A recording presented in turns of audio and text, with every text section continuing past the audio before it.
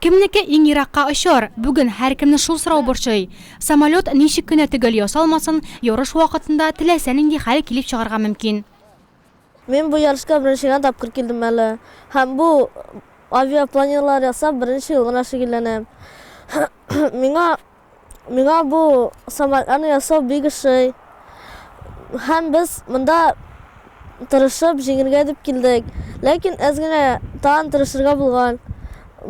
Безнекенә караганда башкаларның самолетлары әзрәк кенә яхшырак булган.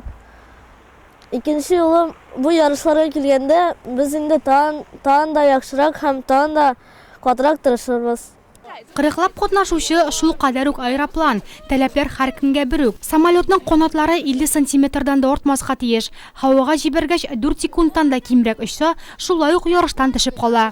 Самолетны яхшы очкан өчен балаларда да, укытучыда да үзенең ничек дип әйтергә кирәк, душасын бирергә кирәк. Бала инде менә үзе самолет моделен ясагачтан, аның верстактан тотыннан инде бер җимышкадан ясарга чырадан, менә үзе шушыны эшә торган хәлгә китерсә, инде ул бик шат була. Тагы да тырышып, башка төрле модельләрне чыгарырга тырышабыз.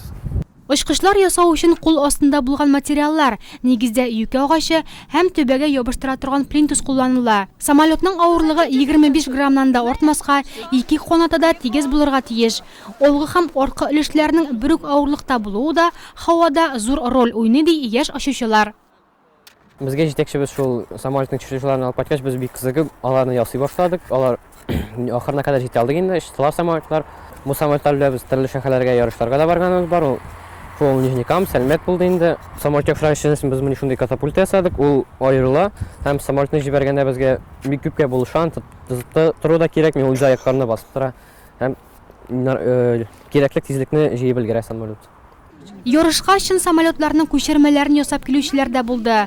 Кайберәүләре әлеге шөгыльгә әти-әниләрен дә иярткән. Иң җитез самолетлар дип Кизләү, Каравыл тауы һәм Киекле мәктәбе укучыларына табылды.